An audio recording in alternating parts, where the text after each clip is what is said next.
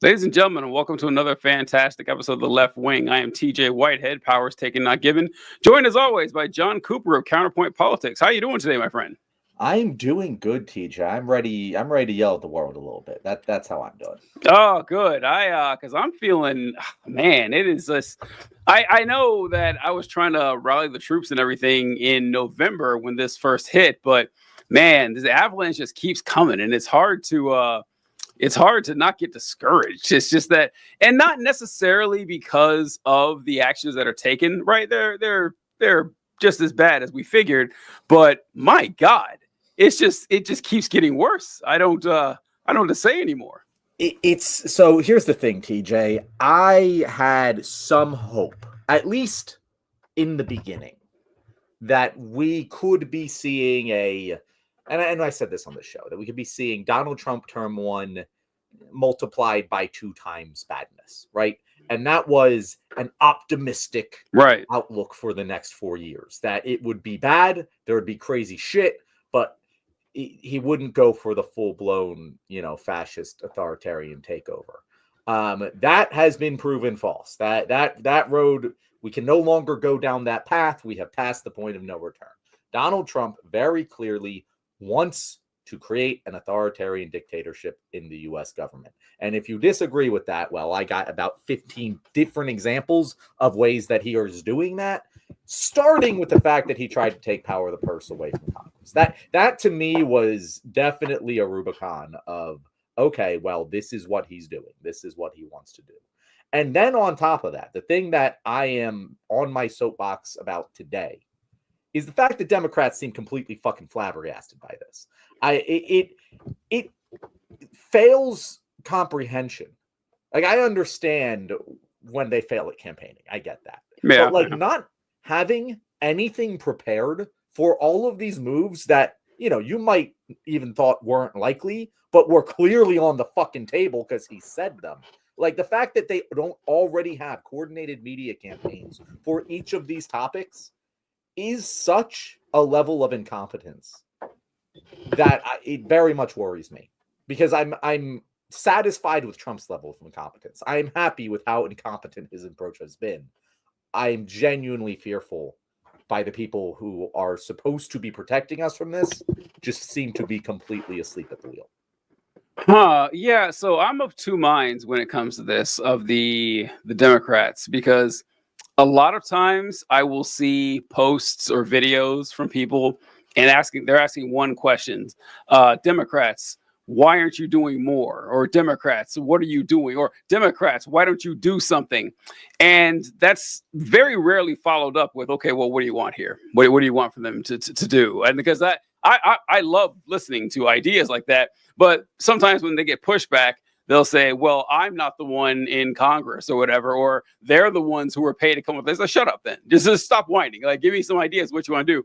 Because then there are a lot of people who are making some, strong efforts to denounce what's going on, to, raise awareness or, threaten actions. But what I want to see more of myself, like when I say do something, because I know that legally there's only so much they can do.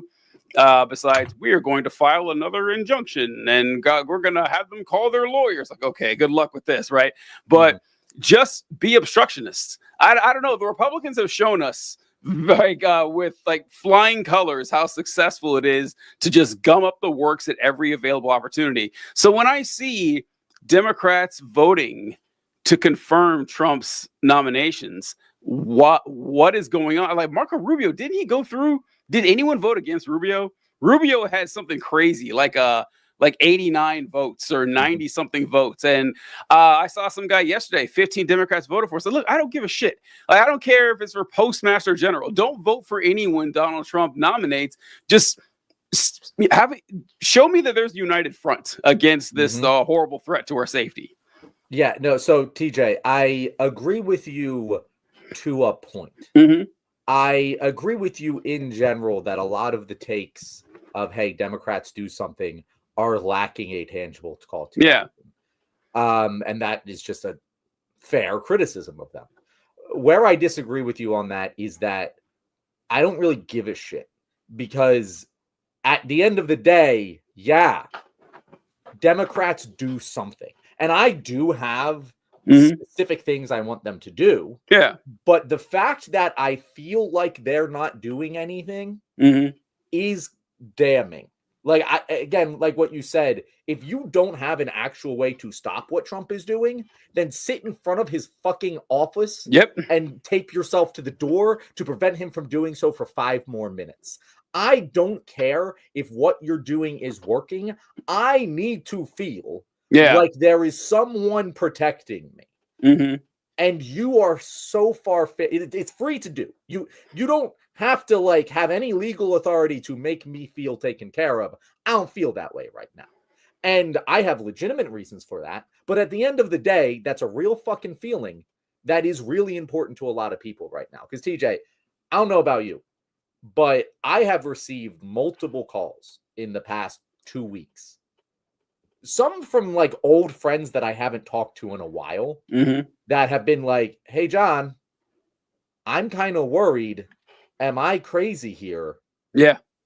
And I have to tell them, oh, no, you should be worried. Yeah. Because that's where we are. And I hate to say that, but it is true. We are. Did you happen to see? You've heard of the alt-right playbook, right? Oh yeah, it's a great video. Have you seen the Rubicon video? I don't think so. Okay, go watch the fucking Rubicon video. It's the last one that he made. It is a work of art in and of itself, just from in the art form of a video essay. But like he talks about, we are in the Rubicon. We are crossing the Rubicon right now, and I can't tell you what the line is going to be when suddenly we're in Nazi Germany, because that line came gradually in the 1940s. We've definitely crossed the North Bank. When do we cross the South Bank, and what do you do when that happens? Are questions that we need to start asking ourselves, because it's happening. He's trying. So far, we're holding-ish, but the fact that there weren't already plans set in place, like I said, it really, like, as you said, maybe there aren't legal avenues, maybe there are. We should have known the answer to that a month ago. There should have been clear plans laid out that were immediately starting to be enacted 30 seconds after he signed the executive orders. Yeah. And there weren't. And does that mean we're completely fucked? I don't know, but it's really damning to see that there wasn't a plan. There wasn't a coordinated media strategy. I haven't seen fucking ads.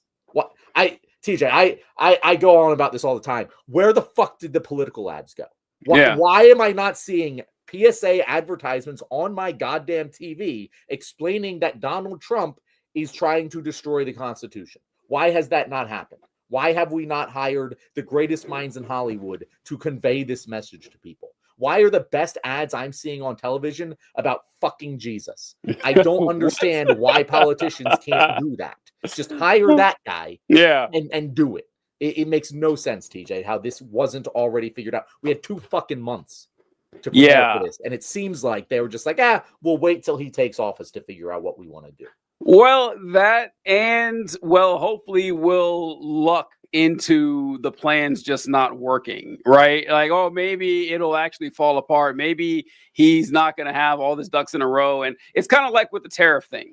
The tariff thing. So last week we talked about the tariffs and how damaging and destructive to the economy it would be. And I don't know how he still gets away with saying that, well, no, tariffs are a tax on foreign countries. He gets away with saying it. People will try to correct him. It goes right over it. And we say, all right, well, what are we going to do? He's lying. But then he says, well, okay, we're going to put the tariffs on China. I'm put the tariffs on China, Canada, and Mexico. And then coming out and saying, well, I made a deal with Canada and a deal with Mexico to send thousands of soldiers to the border to stop the drugs. And we're going to put a pause on the tariffs. And of course, like, as we all know, that deal had already been in place. It had been worked out a long time ago. And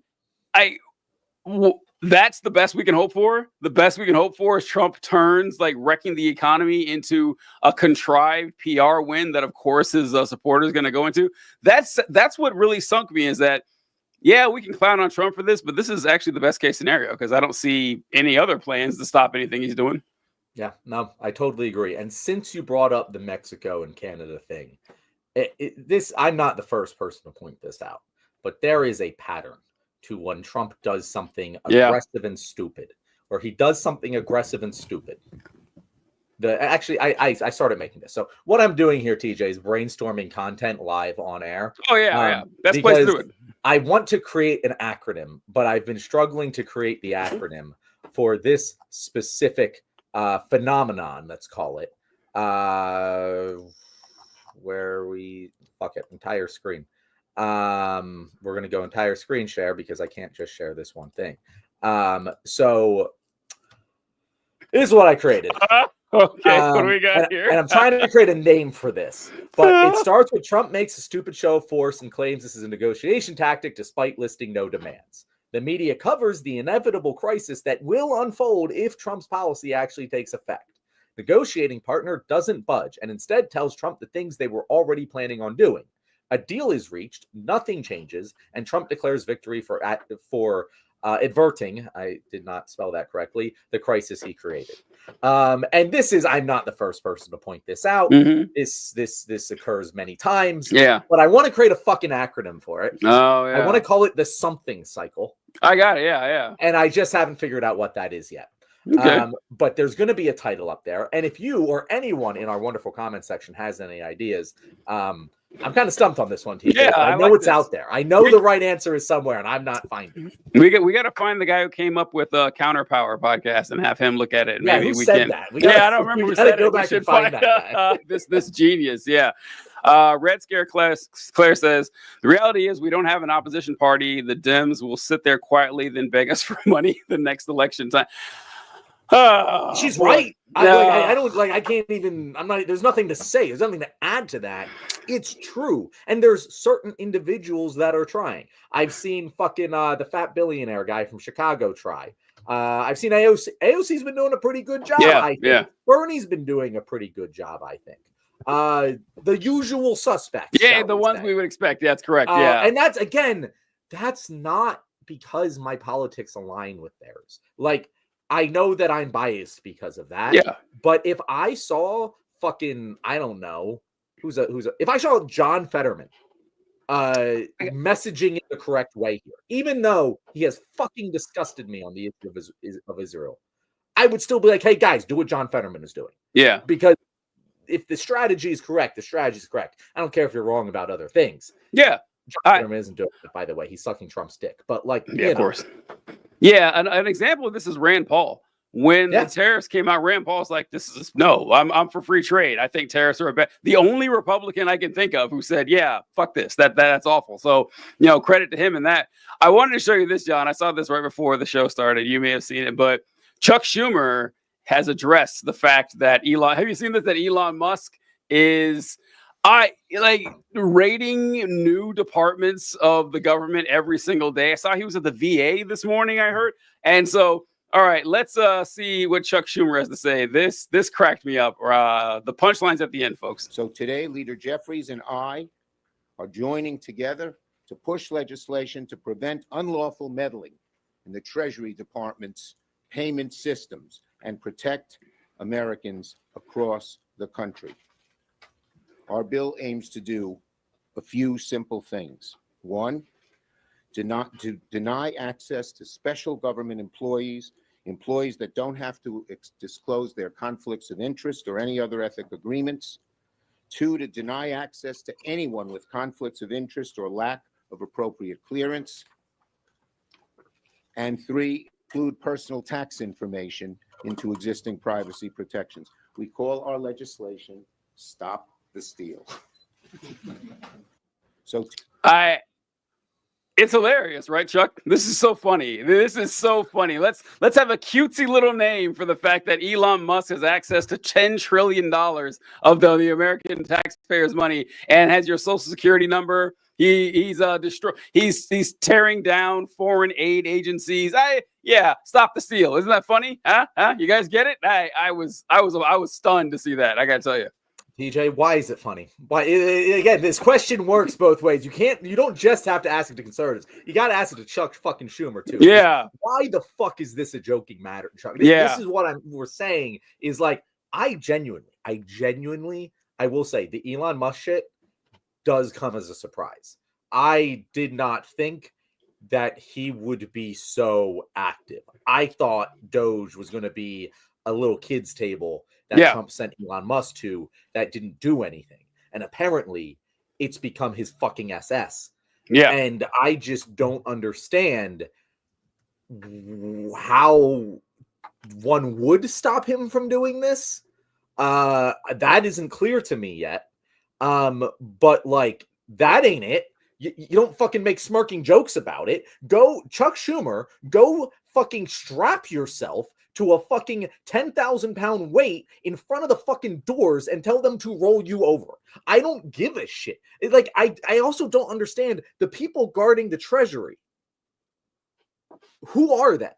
Maybe you know this, TJ. No, so who physically has the gun and points it at the person and says, no, you cannot enter? Is it the military? Is it Capitol Police? Because if it's Capitol Police, they don't report to fucking Trump, right? I don't know specifically the security who guards the Treasury, but the officers, like the appointed, the people, not the CEOs, the directors of the Treasury, they were both fired because they wouldn't hand over everything to Elon Musk. And after which also blows my mind, because the Treasury is independent, isn't it?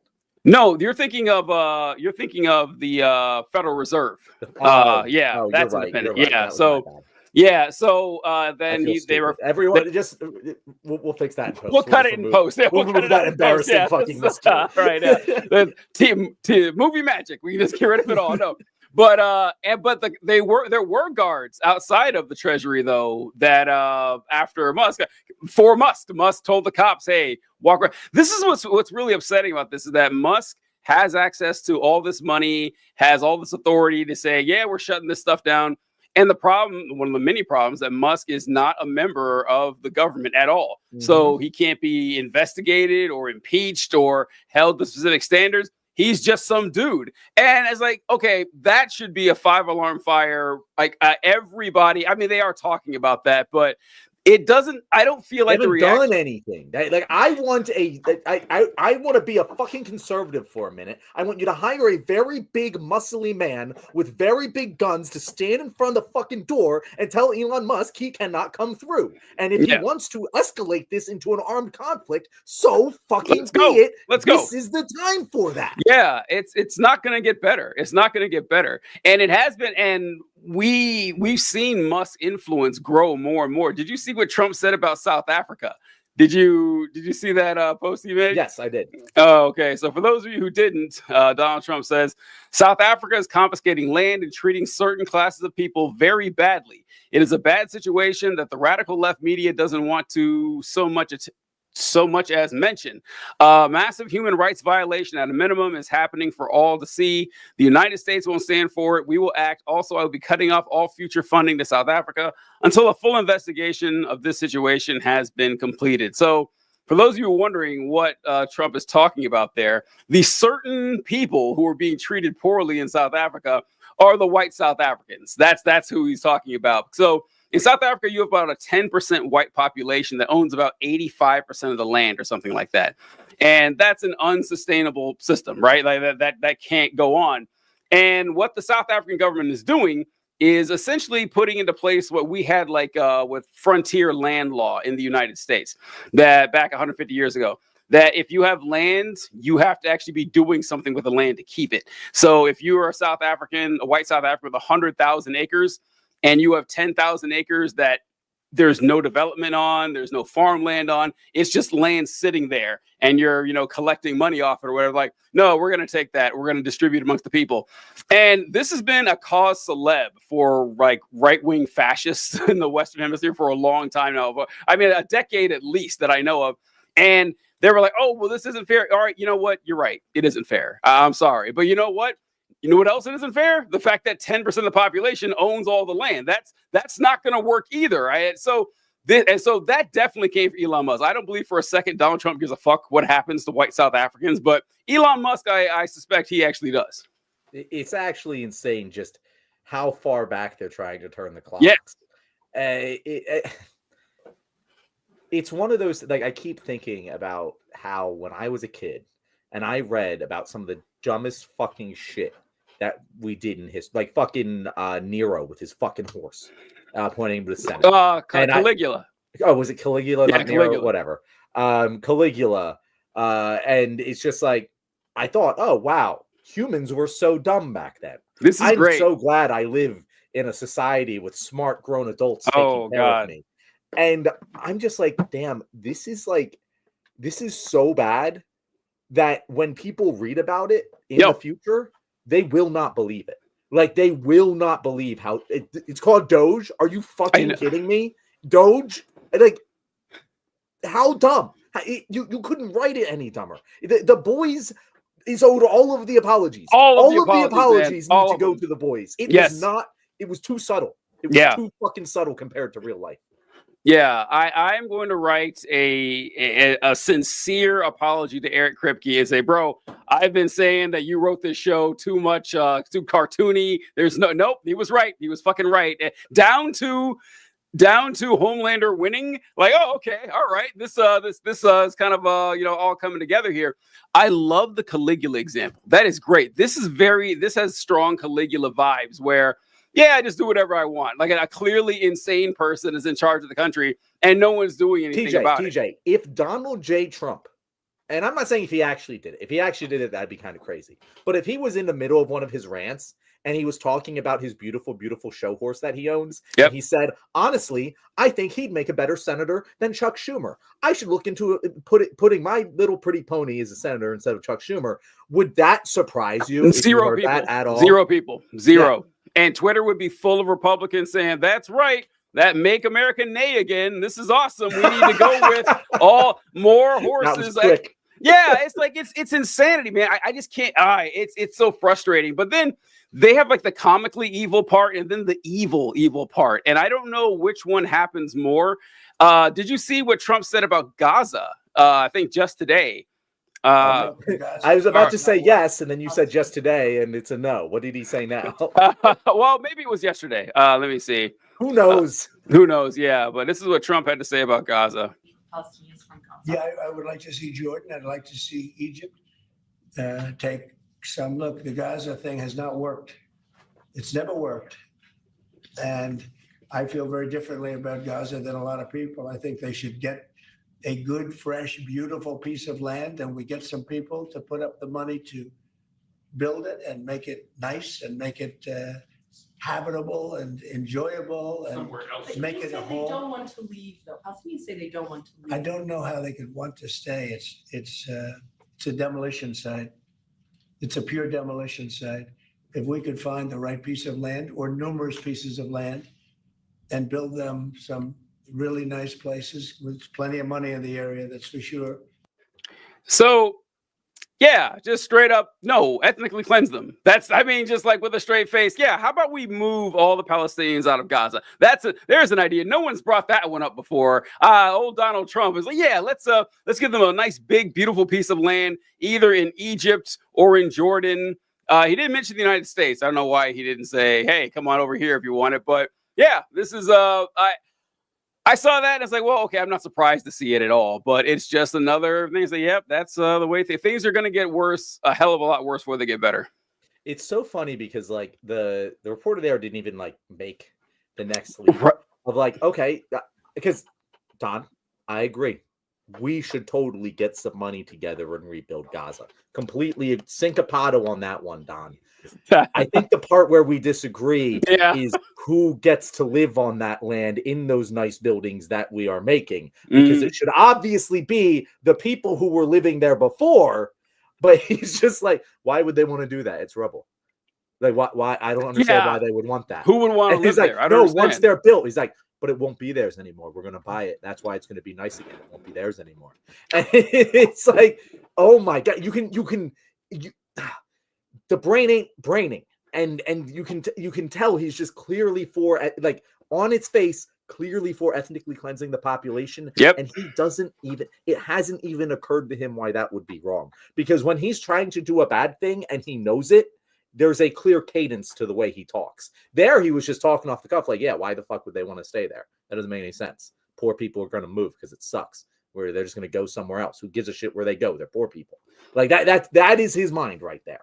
And it's very upsetting. And I will say, as much as I hate the people who are like, oh, fuck you, progressives and leftists for not voting or whatever. I disagree on that. But yeah, fuck the people specifically who tried to propagate the narrative that Biden and Trump would be the same on this specific issue. And I totally understand being like, hey, well, you know, the end result of Biden's strategy is the same end goal. And it's like, yeah, but see, here's the thing. Trump was always going to ethnically cleanse Gaza. That was always his intent. We can have legitimate discussion about whether or not that was Biden's intent, and I don't think it necessarily was. And I think that that would have at least had power to fight back against. That's what's going to happen now. Like I actually can't envision a future where the population of Gaza is living in Gaza 10 years from now. I don't see it. I don't see the path for that anymore. I used to. Now I don't. And it's because of Donald Trump. Yeah. And real quick, John, before I forget here, Hugh Jass says the twat cycle, tantrum from Trump, warning from the media, apathy from the party, triumph. I don't know. But big news, Hugh Jass is the one who came with counterpower. Thank you. All right. I was gonna say, I was like, I didn't say it, but I thought it was Hugh Jass. And Hugh Jass, I know that it sounds like I'm bullshitting you here, but I genuinely thought it was you. And I appreciate that. The twat cycle. Okay. I like it.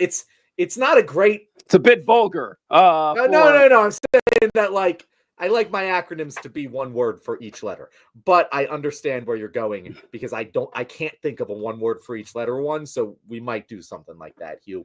If I don't think of anything better in the next 24 hours, we're going to go with it. You could just use one letter then. You could just go, tantrum, warning, apathy, triumph. I mean, that you could just do if you wanted. Okay.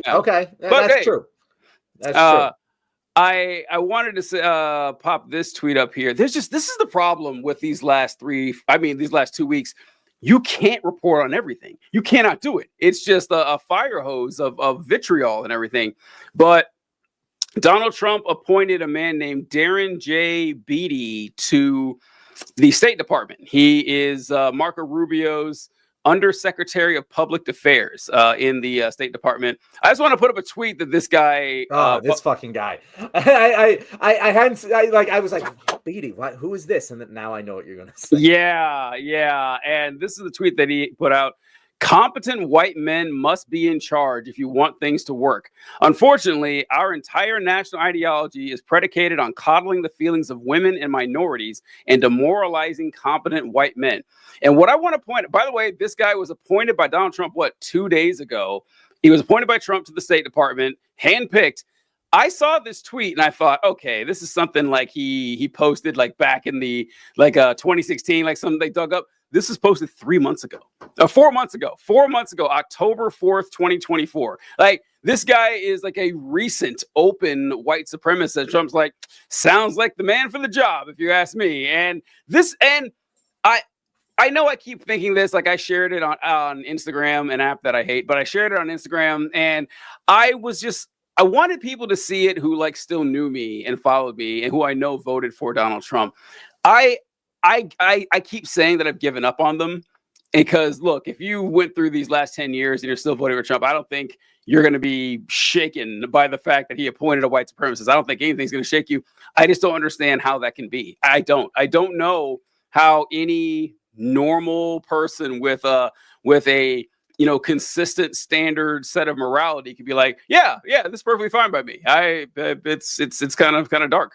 It's so funny too, because like he went out of his way to make sure the world understood he's a white supremacist. Because he could have made a statement like we need competent men in charge. Yeah, and because men is replaceable for people. Yeah, you at least have the benefit of the doubt. At least you can retreat to your fucking Bailey or whichever one it is. I always forget. Yeah, the Bailey. I forget which one's which. But the thing is, you had to put white men in there.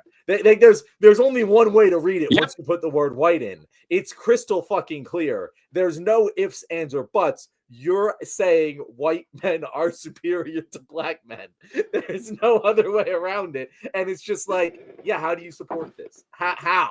I say this all the fucking time is like, there's a lot of people I haven't given up on. I've made content recently saying, hey guys, a lot of the people who voted for Trump are dumb idiots who aren't following this shit. And the way that we need to message to them is distinctly different than the way we need to message to the fucking diehard Trump supporters, because they are two very different groups of people. The diehard Trump supporters are not winnable. The vast majority of Trump supporters who are very low information voters, or Trump voters who are very low information voters, they are winnable. They can still be won. And what I don't understand is the reasonable Republicans that are relatively high information. I know. But the Republicans who are high information that claim that some of what Trump does is too far, I never see them fucking calling this obvious white supremacy out. I never see it. On the left, when our fucking guys do some bad shit, you will see the progressives calling them the fuck out. You will see the reasonable people on the left calling them out. You do not see that on the right, with the exceptions of your Rand Pauls occasionally. The libertarians sometimes do their job, sometimes. But like, fuck, there could not be a more slam dunk case, TJ. There could not be a more slam dunk. Yeah, that guy shouldn't have been hired. Just fucking admit it. Why can't you? You do see it, but when the people who say this just end up falling in line eventually. I have in fact, that kind of reminds me of a RFK clip I ran across. I was going to show another tweet of Elon Musk being racist, but I saw this thing about all right, apologies in advance, folks, but I'm about to play an RFK clip for you. You're going to be listening to trigger warning. Yeah, right. Yeah. Turn on your closed captions right now if you wish. I completely understand. But this is RFK talking about Trump and Trump supporters. And he refers to them as belligerent idiots, outright Nazis, and cowards. I don't know when this was. Oh, this is 2020. It was before the election. Yeah, right before the election. So, by the way, okay. Kyle says hi, so I just want to say hi. This is our comment show, guys. So if you have any comments or questions for us, feel free to drop them in the comments. We mean it this time. We'll really read them. Unlike the other days. We don't have that much set content for this show. Yeah, all right, let's go. You know, one of the things that you write so beautifully, and your stuff is so fun to read, but you write about Trump. Well, the way that you build a truly vicious nationalist movement is to wed a relatively small core of belligerent idiots to a much larger group of opportunists and spineless fellow travelers whose primary function is to turn a blind eye to things. We may not have that many outright Nazis in America, but we have plenty of cowards and bootlickers. And once those fleshy dominoes start tumbling into the Trump camp, the game is up. When you talk about fleshy dominoes, Chris Christie comes to mind. Yeah, exactly. All right, I do want to, before we go on further, Chris Christie catching strays in that conversation, right? Like, wow, goddamn, he's here trashing Trump and Trump supporters, and then poor Chris Christie, just gets an insult tossed right at him. But this is not uncommon where you hear these Republicans say, oh, J.D. Vance is one of them. Like, wow, this Trump guy is bad news. I can't believe that anyone falls for this obvious charlatan, and he's going to be dangerous for the nation.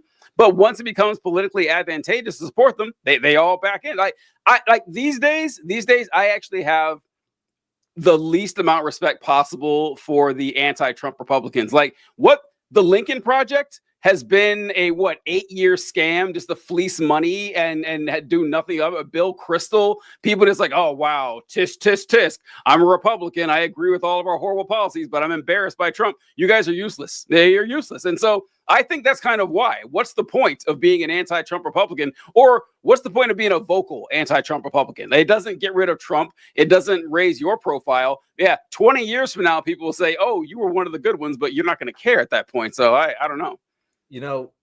In fairness to the anti-Trump Republicans, TJ, everything you just said to describe them can also be said to describe the anti-Trump Democrats. All you're doing is fundraising and fleecing people, and you're not doing anything of actual merit to oppose him. It's kind of just the way it is right now. And I remember distinctly, when J.D. Vance was selected as vice president, and I remember that fucking Hitler quote of his. Yeah. And I was like, J.D. Vance, and I posted this, and I was like, J.D. Vance accurately described Trump as Hitler. Mm-hmm. He saw Joe Biden and how weak he was and decided, I want to be on Hitler's side. Yeah. He made a business decision. And I remember posting that and like having that second guess. I was like, all right, this is a pretty strong accusation. I know that like I'm not going to face any fucking blowback, but when I make such a strong accusation about someone, even someone I think is a bad person, I think about it. And I think, is this really true? And I was like, yeah, it seems pretty clear that this is true. And the series of events which have followed have just proven it right. Like, everyone associated with the Trump administration right now is a fucking fascist. They are attempting a fucking fascist authoritarian coup of the US government. They are complicit in it. Every single person, every single one of them. And it's just frustrating. I think you're right that like anyone would remain a Republican anymore. It's so clear and obvious. And the point to get off the fucking boat, like I'll always accept you if you're going to oppose Trump with me. But the point where you can get off the boat still is rapidly fucking closing. It's gonna be past. And that's why I loved that video so much, the Rubicon video, because it's like, figure out what your point is.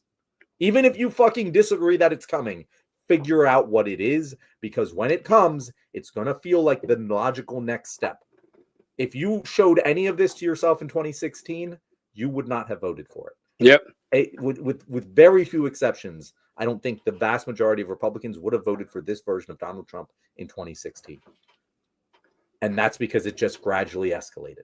So figure out whatever the fuck it is now, whatever your point of no return is, whatever your point of like, I can no longer support this party, figure it out now, write it the fuck down so you can reference it later. Because when it comes, which it will, it's not going to feel abnormal.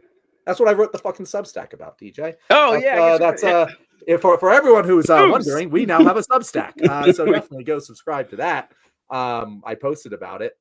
We should really make things easier for people, TJ. Hey, listen, it's tough. Go find it. I don't know how to operate these platforms. We're all just fucking. Yeah, we're all just having fun here. I haven't read that, but I will check it out. Yeah, folks, we have a Substack now, so check it out. And we'll have more stuff going there. All right, I don't. So I saw a video. I've heard a lot of people talk about this because it's true that one thing that we have to keep in mind here is that we aren't going to win without either people who didn't care enough to stop Trump or people who did vote for Trump supporting us, like getting their support. It's got to happen, right? We clearly can't win without them. And that whenever Trump voters, however few they may be, turn away and repent from what they did, it's important that we accept them and not dunk on them.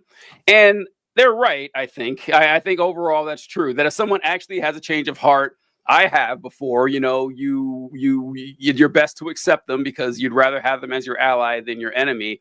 But I am not quite as convinced that these people, like people talk about the fuck around and find out. There's no finding out going on. Like, I don't think there's anything Trump could do to actually change the minds of, I'm going to say most Trump voters. I'm going to say most. Like, I know maybe that, yeah, there's some people who didn't pay attention to politics and they like Trump because he's funny and engaging, entertaining. Sure. But if you're that dumb, I don't know how much hope there is for you. I think that you just like the circus that's going on. So, well, you know what? Here, circus, that's the way I'm going to put it. I was going to pull this up real quick. Another thing that gets me is that everyone around Trump is either a supervillain or a clown.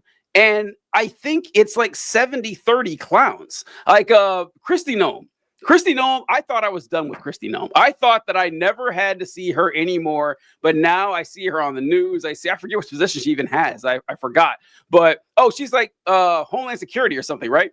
And every time I see her on TV, she is wearing an increasingly more ridiculous outfit. Like, she just looks like so fucking. I love that you pointed out the escalation of the outfit. It's not just that any individual outfit is ridiculous. It's that every outfit is more ridiculous than the next. It's absurd, man. I mean, I don't know what to expect. Like, she's gonna like walk out like in an Iron Man suit next time. It's like, yeah, I'm really here to give it to the immigrants, man. How does anyone take this shit seriously? How does that honestly, seeing this, I already thought my opinion of your average American had fallen. But when I saw that Kristi Noem, who heretofore has never done this, she's always dressed like a regular ass politician. Now that Trump's in office, she's wearing bulletproof vests and cowboy hats and taser guns. And it's like, okay, she knows this is a joke and this is a show. Why shouldn't I be like, all right, what do I care now? Well, what do I care? If this is the population that we have here, this is what the people want, let them have it, you know? It really it does just speak to taste. I stand by everything I said. I think that genuinely deep down, the people who voted for Trump by and large didn't understand what he was going to do and still fucking don't. But I do see that, and I totally agree. I'm just like, everyone has their own taste, but like, you know, that's a joke, right? Like, right, exactly. At you when she puts that on, like, you must understand that she's not like smirking and like being in on the camp of it, right? She's doing this knowing that you're going to eat it up like the good little dick eater you are, and be like, oh my goodness, she must be mean business. She's so tough. Like, what the fuck, like, bro, like. You watch fucking John Wick, does any of this like actually seem tough to you? Like, again, like, I just how DJ? I don't know, man. I don't know. It's really, I don't know. Triggering is the wrong word, whatever. But I remember being a teenager, and like, I've never been a big fan of country music, whatever. But you know, I see it, and every now and then you see the CMAs, you see the albums and stuff. And I remember asking, why are they all wearing cowboy hats? Like, I know they're singing country, but you do not need to wear a cowboy hat to sing country. It is not necessary. You're clearly just putting it on as part of the show. And this is what she's doing. Like, oh, I'm tough. I'm wearing the vest, so I must be tough now. And I was like, who is this working on? Apparently a lot of people. And I always thought Trump's fucking red hats were ridiculous, but turned out to be a brilliant marketing strategy. I mean, he wears a blue suit and a red baseball cap. Like it looks ridiculous, but he doesn't care. Think Trump cares that he looks ridiculous? Oh, of course not. But I don't know. I wish I had something to say here, but I'm just stumped. Like, what the Kristi Noem thing really bothered me out. I just kind of shrugged. Yeah, I mean, I think we're all gonna have our little pet things every single day that bother us, and I think we're allowed to just feel bothered by them. I don't think we have to justify why we find that perturbing, because it is. It is. And you know what? Fuck it. I'm inundated with fucking pain and suffering to levels that will only be exceeded by tomorrow's pain and suffering. I don't really. I'm gonna be skeeved out by the things I want to be skeeved out by. I want to address something Kyle said, because it took me back a little bit.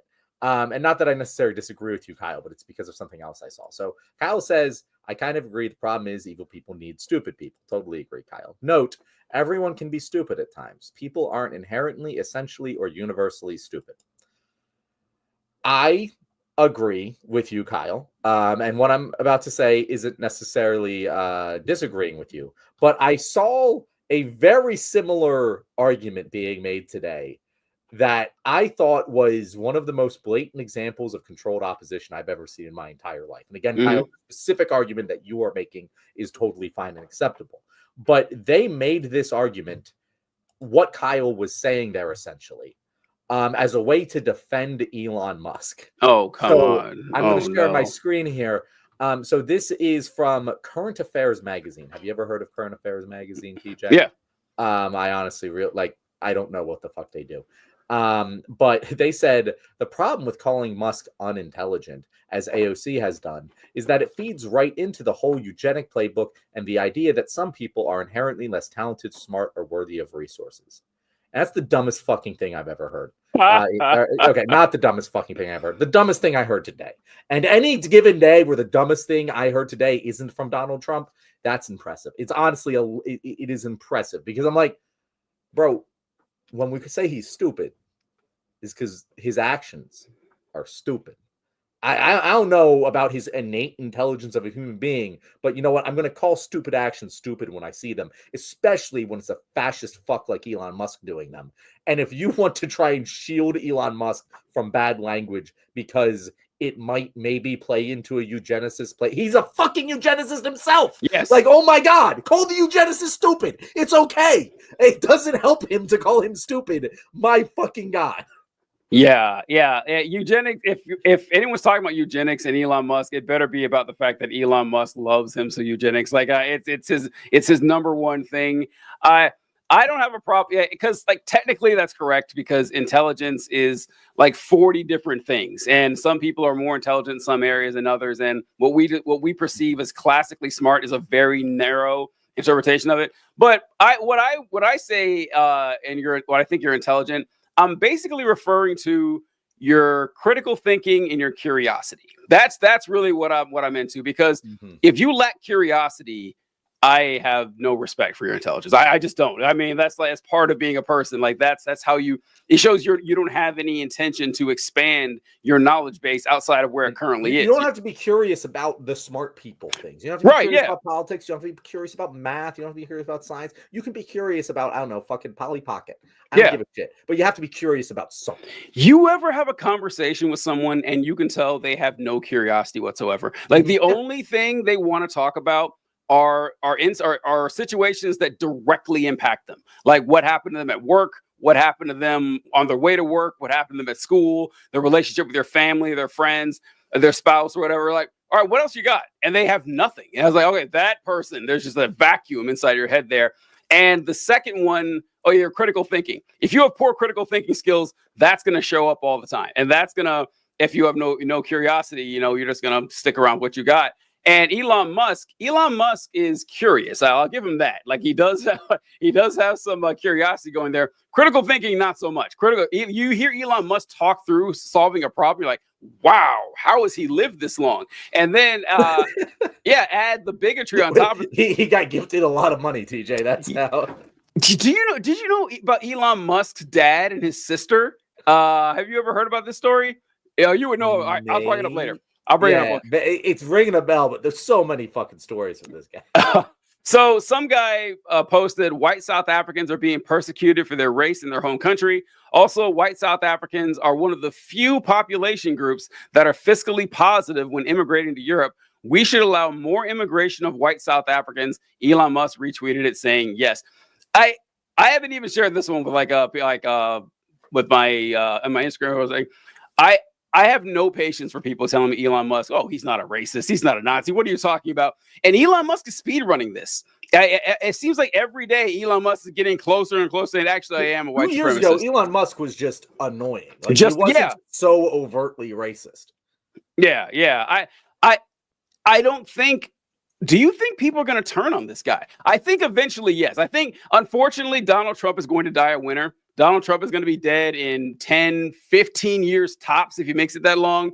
But 10 years probably, and some of that time he's going to be dead. He'll have won the presidency twice. He'll have the undying love and devotion of half the voters in this country. Nothing we can do about that. There's still time for Musk. There is still plenty of time for Elon Musk to topple this image. We can J.K. Rowling him anytime. It's going to happen. But I don't know when. I don't know if it's going to happen. But he's doing his best to make it happen. Like, I feel like the more normal people get exposed to the stuff this guy says, he doesn't have Trump's charisma. He's going to repel them. So, yeah, TJ, that's the thing. One of the reasons why I'm, like, upset with the Democrats is because this is something that we called out on this show many moons ago, well before Donald Trump ever won any election, that his alliance with Elon Musk is, while obviously beneficial in the short term, a massive long-term liability. Because unlike Donald Trump, Elon Musk isn't very charismatic, isn't very well liked. When I hear Donald Trump talk, whatever, even as much as I don't like what he's saying, it wouldn't be fucking repulsive to me on a human level if I didn't know who Donald Trump was. When you hear Elon Musk talk, his positivity grades are not as high. He's very clearly not a fun person at parties. Like, he has low likability. He is very flagrantly waving the fucking fascist flag right now. And people generally have low approval of him. Not only that, but he is doing things right now which are distinctly illegal. Like, I don't, again, I'm not a lawyer. I don't know the fucking any of how this gets stopped, but like, they should have planned for this happening. And again, just I don't know why they don't arrest him. I don't know why the fucking police in DC don't arrest him for breaking the law, because I really don't think Donald Trump did the fucking paperwork to make sure that he's not breaking the law right now. And like, just arrest him, hold him in prison for as long as you want and can possibly do. It really doesn't make sense. And they will turn against each other. They should be planting people around Elon Musk to get him to turn against Trump. There should be fucking CIA ops. And whether it's the CIA or not, I don't give a shit. But I know that we do this. I know that we have counterintelligence ops and fucking plants everywhere. Why don't we have one with Elon Musk? Why is that already not being? And maybe it is. Maybe this is some secret plan. I don't know. But it doesn't feel like there is. It doesn't feel like there's any plan to attack Elon Musk right now. But he's clearly a weak link. If you can destroy him, it also not only can you get them to turn against each other, and Elon Musk will turn against Donald Trump, and Donald Trump will turn against Elon Musk. But like, it just right now, Trump has this invincible armor around him. That's the scariest part, is that it just feels like he's doing all of these things and there's no way to penetrate the armor. Elon Musk is the fucking chink in the armor. Like, you can go arrest Elon Musk. It's not going to create a constitutional crisis. He's just a guy. Mm-hmm. Do it. Like, it doesn't make sense why they are taking advantage of that. I don't know. Maybe they got something up their sleeves. I'm not holding my breath for it, but I don't know. Just the sad thing is that, or not the sad thing, but my resolute declaration here is that watching what Trump and Musk have been doing these last 2 weeks, I don't want to hear the next Democratic administration say, well, what can we do? Our hands are tied. What do you want us to do? Like, Donald Trump issued an executive order today saying that he was going to abolish the Department of Education, right? I'm sick of saying, I saw a great tweet about this, and it said that, so apparently for Democrats to do anything, we need 60 votes in the Senate and not one less or one fewer. But Trump just needs a pen, apparently, and he can do anything he wants to wreck the country. And that I would add on that list, going after Elon Musk. Like, you're right. He's a regular citizen. There's no reason that, you can't say, no, you don't belong here. And if people are going to say, well, Trump's just going to pardon him. Well, make him do it. Make him do it. Yeah. They can put that pen on that paper. Yeah. They can write the attack ad for you. Yeah. Elon Musk is a defense contractor. I mean, yeah. So I don't know. What Kyle is saying, that's why they're not.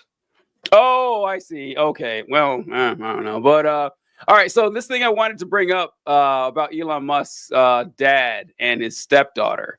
All right, if you guys haven't heard the story, I'm sorry, but this is the kind of family Elon Musk came from. So Elon Musk's dad, 76 years old, has another child with his 35-year-old stepdaughter. Elon Musk's father told the son that he's had a second child with his 35-year-old stepdaughter, Jana Bazendout. I don't know how to pronounce that. The 76-year-old echoed Elon's remarks that people should have more children. The only thing we're here to do is reproduce. Elon Musk's dad has reportedly fathered a second child with the stepdaughter, 41 years younger than him. Errol and Priestley welcomed the baby boy, who is now 5 years old. I'm trying to find the part here, but he had married her mother and had her as his stepdaughter when she was 4 years old. This guy got married to a woman and had her with her 4-year-old daughter, divorced her later, and I think like 20 years later, fucked her. And Elon Musk, they had reports on how Elon Musk and his brother were very upset about this. And he had a quote in there. Let me see if I can find it, actually, what it says. Here we go. Let me pull it up here. When Errol talks about this, he says, Errol is Elon's dad. The senior Musk and 1973 children. Errol told the tabloid the child wasn't planned. The senior Musk says his daughters were shocked by his relationship with Jana. to them, it was still their sister. He said they felt a bit creeped out about it because she's their sister. Yeah, I'd imagine so, buddy. Like, that's weird, right? Like, I can't imagine why. I mean, listen, that's the only time I've ever felt like sympathy for Elon Musk. Like, okay, that would be, I can see if then a lot of stuff started to make sense. Like, if he's willing to do shit like that, I mean, how did he raise this guy? I mean, no wonder he raised a supervillain that we have to deal with now and clean up his fucking mess. But yeah, I just wanted to. I want to take it. Also, I want to take a chance to embarrass Elon Musk. Fuck that guy. Yeah, that's his family. Yeah, that's it. His sister mom. Yeah, it could not get more embarrassing. I mean, I'm sure that helps his approval rating in Alabama, but other than that, it could not be any more. And you know what? Don't attack people for the actions of their family members, whatever. But like, yeah, you can make the problem with that argument in this particular case is the very strong influence that Elon's family and upbringing clearly had on his personal ideology that he is now using to do very illegal shit. So I think I can I'm not going to lose sleep over submitting that as evidence. No, it's kind of like I made fun of a video of Elon Musk like doing the stupid X when he jumps, and someone saying that oh, you're gonna make fun of a guy with autism now? Yeah, I am. Fuck him. That's not gonna work on me. I will keep doing that. What does Kyle say here? Elon Musk is part of the classic deep state defense. He won't be canceled or anything the same way Boeing killed 2 whistleblowers and no one cares. That's right. We can remember that. Those 2 whistleblowers just died right before the testimony. Yeah, I forgot about that story. Yeah. No, it is crazy how this is the thing, TJ. This is the thing. And this always blows my mind. I know that there are highly competent people in intelligence, in the military, in policing, incredibly competent and intelligent people. And I know this because they do things that are incredibly competent, incredibly intelligent, and we learn about them 30, 40 fucking years later when the documents become declassified. Either all of those people don't exist anymore in these positions, or they're actively helping the fascists. Because how the fuck is Elon Musk not fucking like choked on a peanut in his sleep yet? Like it's clearly a destabilize. Like this entire thing is massively destabilizing and bad for business. And I guess they're being promised that it's going to be good for business eventually, but there's got to be someone with the fucking know-how to just, whistleblow him. Or anyone. Like, I'm surprised it doesn't happen more, given how much I know that it does happen. I think a mistake we're making here is saying that, we're underestimating how many fascists are in the country. I think we're grossly underestimating that. I first had that realization when you showed me a poll. I'll never forget this, John. You showed me a poll during the show that like 54% of Americans supported mass deportations. Like, whoa, I would have never guessed that. I mean, never would have guessed that. So there were plenty of smart, competent Nazis. There were plenty of them. It was right, and so I don't think that it just takes one smart, competent anti-Nazi. This guy, he's gettable. Is all I'm saying. Like, and even then, just like gettable in the Luigi way, sure. But like, why hasn't he been arrested? Like, he's breaking the law. Arrest him. What's preventing that from happening? I don't like fucking like. People get arrested for fucking traffic stops all the fucking time. Brutalize him like you would a poor fucking black man who's driving a car that you don't think he could possibly own because it's too expensive, and fucking beat the shit out of him. And just make an example. Yeah. Again, this isn't my ideology, but like we're getting to that point. We are rapidly approaching that point where suddenly it's going to be. And I don't want to fucking get there. Yeah. I'm very upset that I'm even contemplating going out and buying a gun for my own fucking protection. I fucking hate it, TJ. Yeah. But this is where we are, and our leaders are acting like it's business as fucking usual. And it's so frustrating. That's actually a really good point, John, because like you would think the Nazis would be embarrassed of Elon Musk, right? Like you think that they don't want them want him representing them, because I mean, if there's like one thing the Nazis are good at, it's building rockets, and Elon kind of sucks at that. So I don't know like how you're gonna put up with this kind of embarrassment. I don't know, but man, it's dark. So sorry for a downer episode, guys. This is just I came in here like it's gonna be a lot of downer episodes. A lot of downers, man. Oh God, I don't know what to do, but all right, who do we got on Thursday? I think we got Natalie Benson-Venga, right? Yeah, Natalie Benson-Venga coming back on Thursday. Good friend of the show. And yeah, tomorrow me and TJ are having a wonderful production meeting where we're going to come up with a bunch of wonderful new ideas for the show. So if you're watching this right now and you want to see us do anything in the world, yeah, shoot one of us a DM and we'll discuss it tomorrow in our production meeting, and maybe it will become reality. All right. So you guys, your wishes are command. Brand new show. We'll catch you guys Thursday.